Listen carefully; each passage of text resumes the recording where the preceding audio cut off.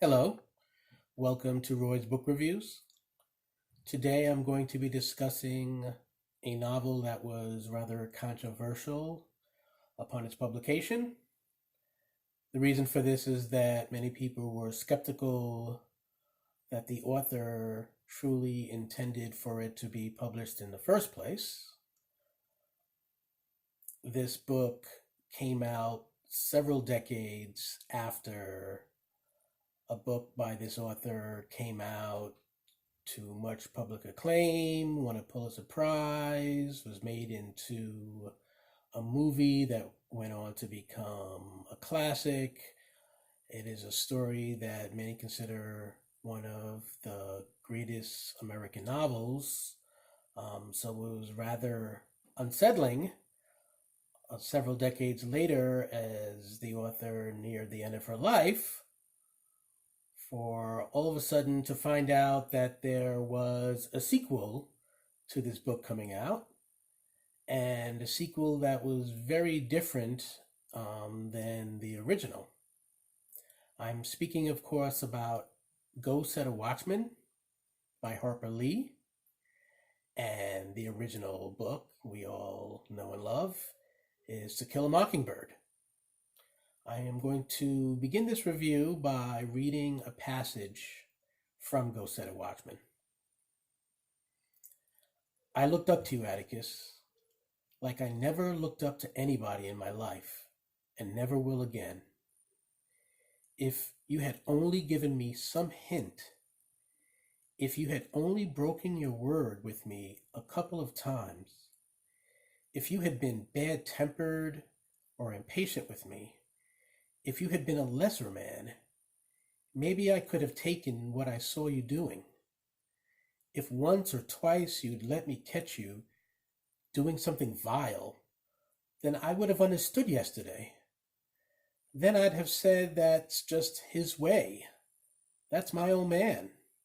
Because I'd have been prepared for it somewhere along the line.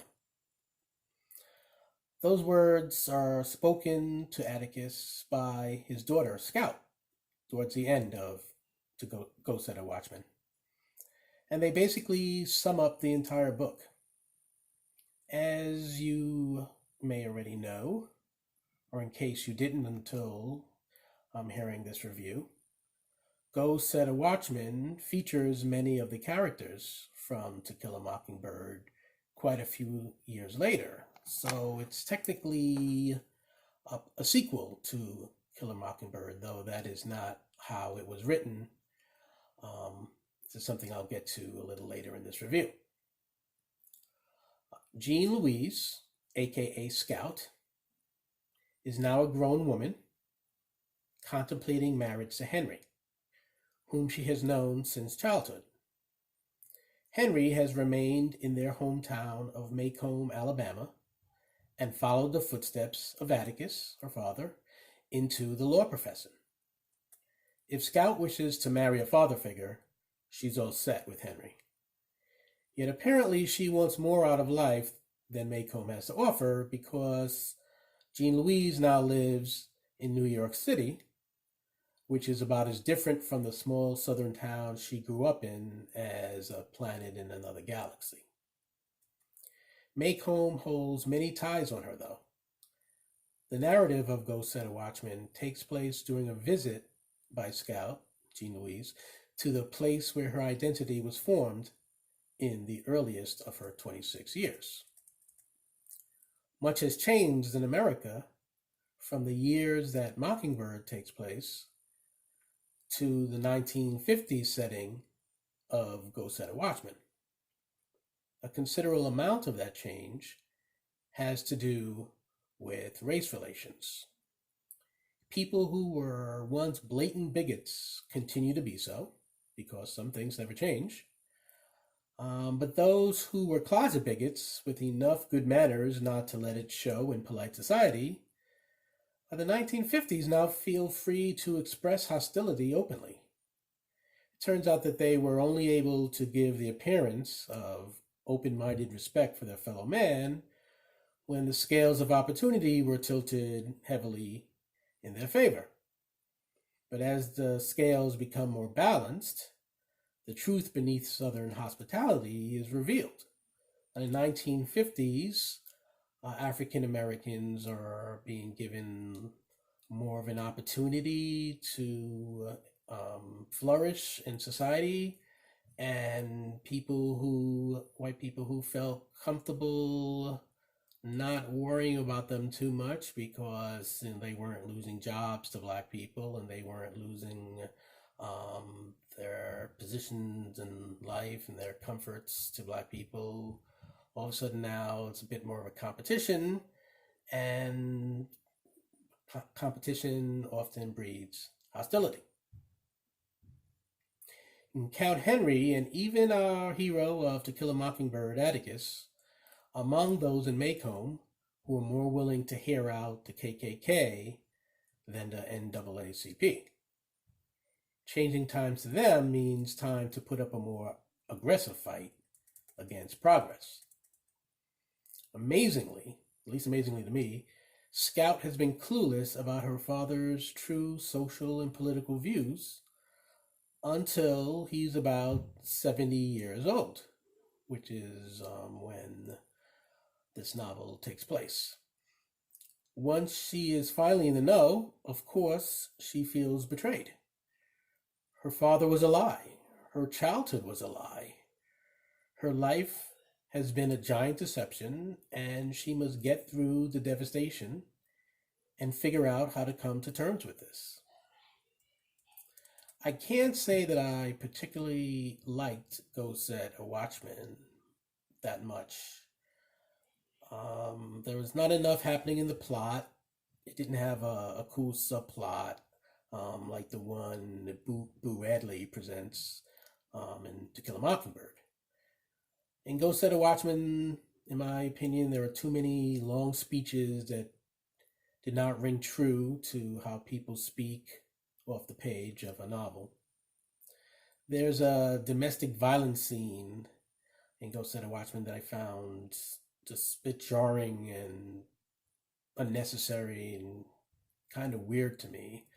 I realized that in the 1950s was a more misogynistic time than we live in today, and men, just as white men felt more comfortable being racist, there were men who felt more comfortable treating women in their lives as vastly inferior and people who they could push around if they were not happy with what was happening. Nevertheless, the scene in this book just seemed like did not need to be there. Last but not least, I just didn't buy that it would take an intelligent woman like Jean Louise so long to obtain an inkling of how the people closest to her feel about topics of such importance to her. It's not as if anybody was trying to hide anything from her. Somehow she only saw nobility in her father without catching a whiff of the stench of the rotten core that lay beneath his principles. It's almost as if Jean Louise, like us readers, only knew of the Atticus who is in To Kill a Mockingbird, who's like the greatest guy in the world, and all of a sudden her life goes at a Watchman, and she's like, how are you this jerk now? You were so great before. What happened? So this is definitely not the Atticus that we thought we knew. How that guy had been this guy all along, I'm not quite sure. Did I not read the book closely enough? All the subtexts just go over my head? Or was Atticus given a complete personality transplant from one book to the next? Which would mean not only did Atticus betray Scout, but Harper Lee betrayed all of us readers. Now, one could choose to read Go Set a Watchman without the context of To Kill a Mockingbird and just act like this is not a sequel, this is a standalone book that has no connection to any other story, which is fine. You could choose to contemplate Watchmen in a vacuum, pretending that you have no awareness of Mockingbird and the Atticus who is in that book, and just pretend that you are meeting these characters for the first time and examining their motives for the first time. If you do, I still don't think that this is that great of a book. It doesn't really change my opinion or my review. I still see the same flaws regarding the lack of an attention holding plot. I still feel there are too many wandering speeches. The sense of betrayal, I suppose, would be lessened, but I would still find it odd that it took Scout so long to finally wander into a room and learn what type of people she has been surrounded with her entire life. Now, it's possible that that last part is a bit unfair of me.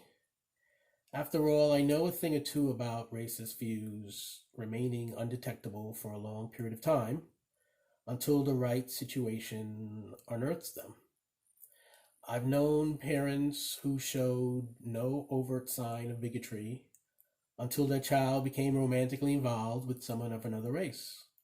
Prior to then, from their words and deeds and even their choice of friends, there were few, if any, clues of intolerance from them. There are things we don't know about those who are closest to us. There are things we don't yet know about ourselves because the circumstances to bring them out still lay in the future. There are cowards who believe they are brave. There are timid people who don't realize their potential to be adventurers. And there are friends who do not yet know that they will ultimately consider you to be their enemy. Unintentional deception is an intriguing premise for a novel, I grant that. I don't feel that Ghost Set a Watchman examined this premise particularly well, though. It merely brushed up against the surface. I suppose that's why Harper Lee's editor advised her to put Watchmen aside and craft a new book based on an incident referenced in it.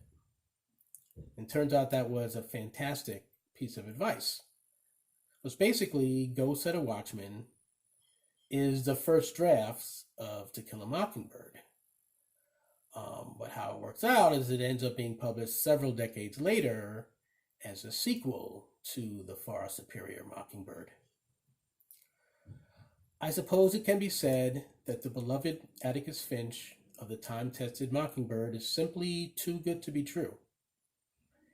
Maybe the Atticus of Watchmen is the more realistic depiction of a flesh and blood man because the fact that he is a hypocrite is made plain. For those of us who grew up as big fans of To Kill a Mockingbird and admirers of Atticus, the shattering of illusions goes down hard. That is what I had to say about Ghost Set a Watchman. I did not love it, but it certainly was an interesting read. Interesting to consider it in comparison to Kill a Mockingbird, the circumstances of its publication, the circumstances of how it ended up being written.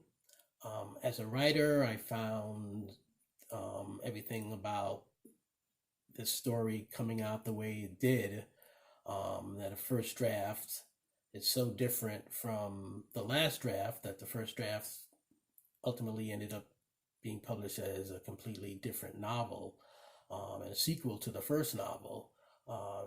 Tells us a lot about the editing process and how drastically a narrative can change from inception to publication in certain cases. In this circumstance, definitely more dramatically than is usually the case, but still it is very common for the final draft to be quite different from the first draft. So those are my thoughts on Ghost Set a Watchman by Harper Lee. I recommend that you give it a read, even though I did not give it a glowing review, just because the circumstances of it So interesting. And if you've read To Kill a Mockingbird, which you probably have, then it seems like sooner or later you need to read this book. Even though I know a lot of people who are devout fans of To Kill a Mockingbird and swore that they would never read this book because they'd heard in advance how different the character of Atticus is depicted. Many of those people may have since softened their stance. Some of them may not have and still haven't read it. However you feel on the matter is up to you. But I decided to give it a shot, and I've now given you my opinion on it. And happy reading, whatever it is you choose to read next.